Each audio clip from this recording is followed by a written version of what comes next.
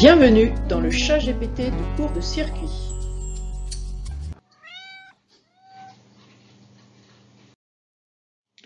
Et donc maintenant, on va voir les étapes de l'étude d'un circuit. J'ai mis plein d'étoiles parce que c'est toujours comme ça que vous ferez tout au long de ce cours.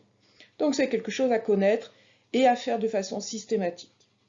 Première étape, on fait les nœuds en couleur. Donc je reprends toujours le schéma de l'exercice 3 du TD2. On fait les nœuds en couleur. Donc ici, nous avons vu qu'on avait 3 nœuds.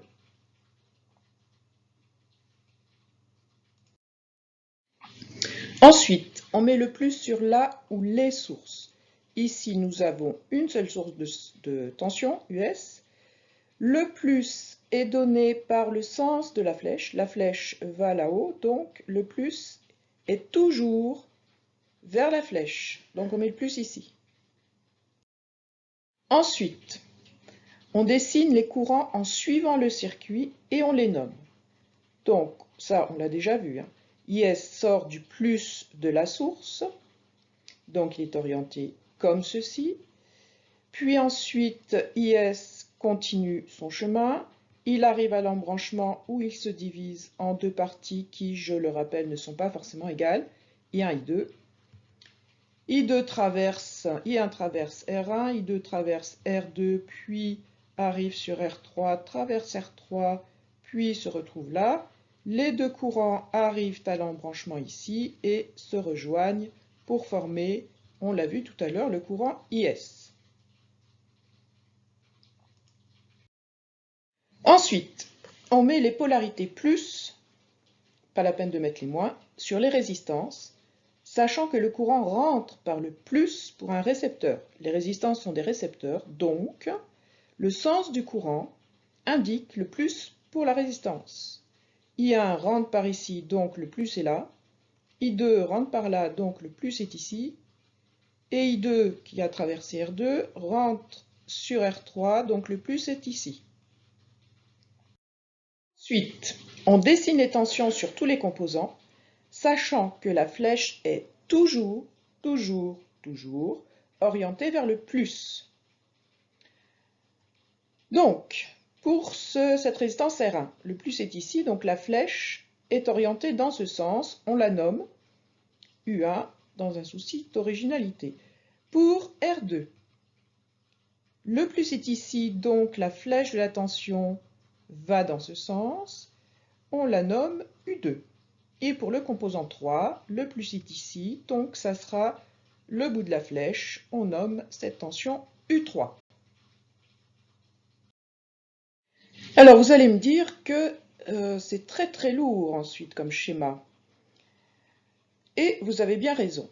Donc, dans la pratique, là je l'ai fait de façon très détaillée pour vous montrer pas à pas, de façon à ce que vous fassiez bien comme ça, mais dans la pratique, vous n'allez pas écrire tous les courants. Par exemple, I2 qui rentre dans R2, et puis vous n'allez pas faire la flèche I2 ici, puis de là, etc. Une fois que vous saurez bien, vous vous contenterez de ce qui est essentiel. Donc, par exemple, vous enlèverez ce courant IS là, vous n'avez pas besoin. On sait que IS fait ce chemin. Puis ensuite, bon, I1, I2, c'est essentiel. Ce I2 là, on peut l'enlever aussi. Celui-ci, même chose. Ce troisième I2, pareil. Ce quatrième, pareil. On sait que I1 traverse la résistance, donc bon, on ne va pas le mettre. Et puis IS, même chose. Voilà.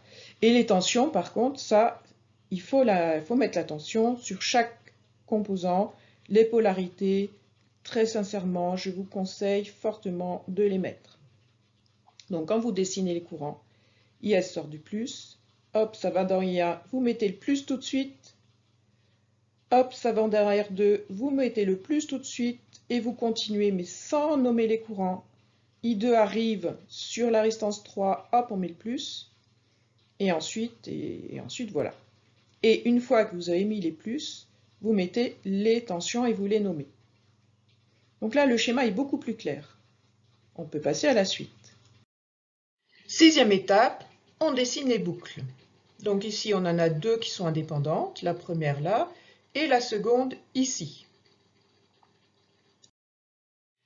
Dernière étape, on écrit les lois. Loi d'Ohm pour chacune des résistances et loi de Kirchhoff, c'est-à-dire loi des nœuds. Donc là, on a vu qu'on en avait une. Et loi d'émail, donc on a deux lois d'émail. Donc on va voir comment on fait cela de façon concrète. Écrivons tout d'abord la loi d'émail correspondant à cette maille numéro 1. Puisque c'est la plus simple, hein, il n'y a que deux composants. Et en plus, on connaît US. Donc, US est dans le sens de parcours, donc positif, plus US.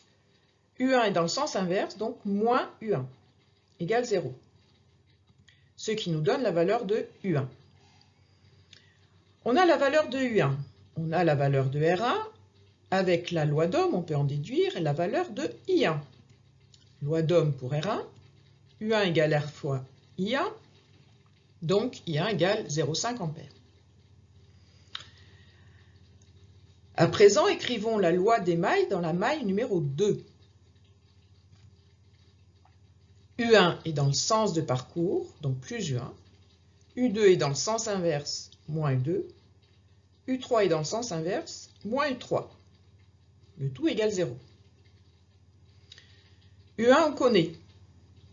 U2 ou 3 sont inconnus, mais R2 et R3 sont traversés par I2. Donc on utilise la loi d'Ohm. On remplace tout de suite, hein. C'est plus simple. U1 vaut 5 volts. 5 volts, moins R2I2, moins R3I2. Il n'y a qu'une seule inconnue, c'est I2. On en déduit donc la valeur de I2. Nous avons donc trouvé U1, I1 et I2. À présent, c'est très simple de trouver les... Avec la loi d'Ohm, nous pouvons écrire et calculer U2. U2 c'est R2I2, donc on a toutes les valeurs, 3 volts. Et on peut calculer la tension U3, R3 fois I2 toujours, 2 volts.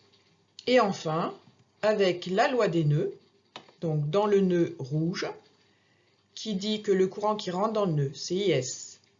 Donc comptez positivement. Les courants qui sortent du nœud sont I1 et I2. Donc on a IS moins I1 moins I2 égale 0. On connaît tout sauf IS. On en déduit donc IS. Voilà quelles sont les étapes et la méthode pour déterminer toutes les tensions aux bornes des composants et tous les courants les traversant.